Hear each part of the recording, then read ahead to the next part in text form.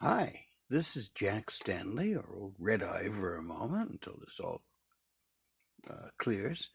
And I wanted to talk about today's date, March the 4th, which many of you will sit there and say, well, so what? It's March the 4th. This is one of the most important dates in American history. Because why? That was Inauguration Day, March the 4th. Going all the way back to George Washington's second inauguration, and all the way up to Franklin Roosevelt. It was always March the 4th. You know, it's an amazing thing to think of. If you think of the amazing magnitude of that day, think of this date, March the 4th, 1797. What happened that day?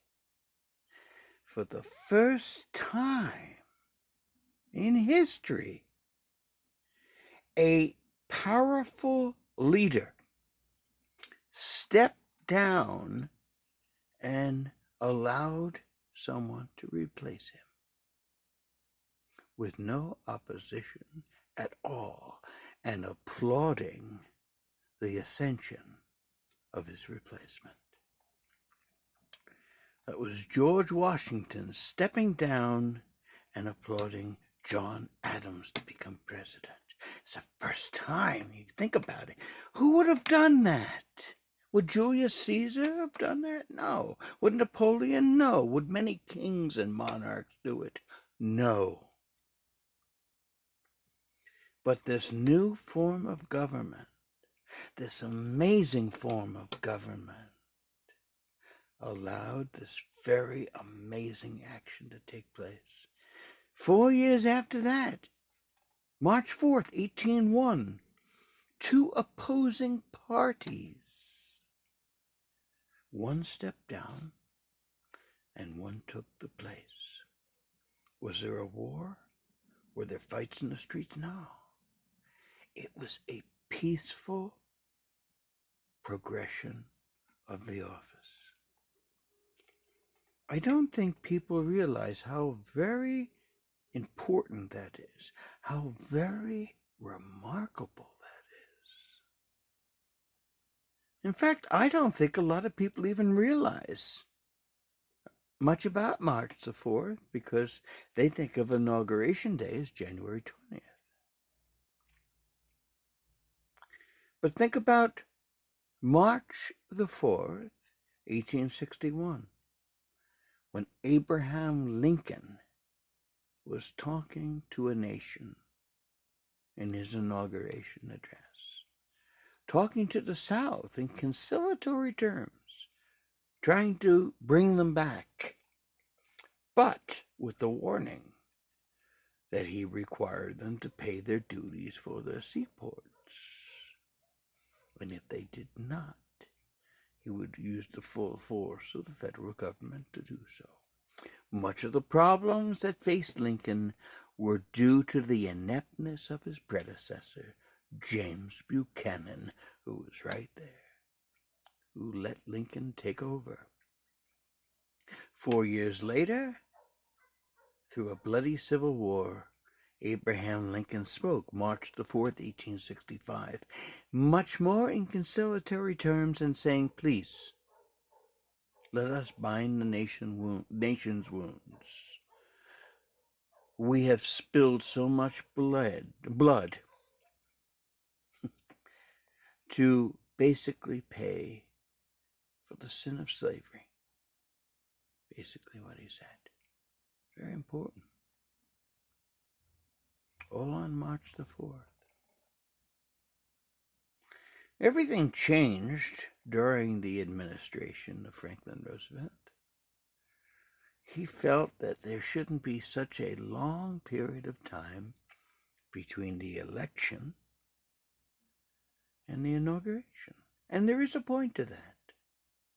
We used to call them lame duck congresses or presidents because basically they had no power. And so now the event takes place January 20th and has since the administration of Franklin Roosevelt. But we should never forget about March the 4th, because that is so incredibly important, because our system of government allowed for our leader to step down and to be totally replaced by another, and in many cases, another of a completely different ideology. I wish we understood our history better. I wish we understood our political system better. I wish we understood our form of government better. We have such a wide array of misinformation, a wide array of ignorance in our understandings of government, of our political system.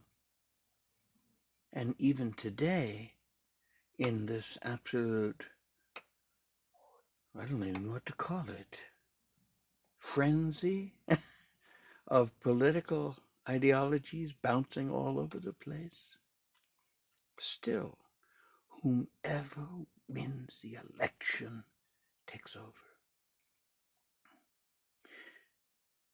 There's no reason to hate them. Let them serve their term, and they'll be replaced by somebody else.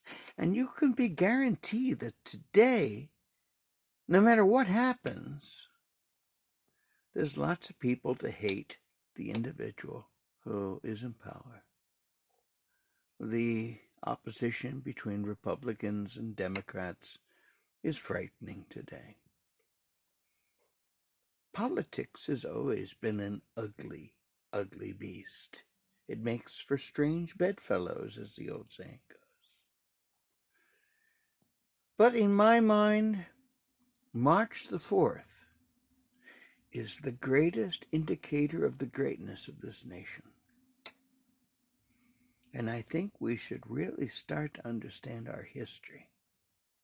Understand the magnificence of the development of this government. There are so many today who wish to tear everything apart. Please stop. Take a look. Smell the roses of independence. And thank your lucky stars. You belong to a nation as wonderful, as benevolent, as grand as this nation is, with all of its faults, with all of its deficits. It's pretty good. And its history is amazing.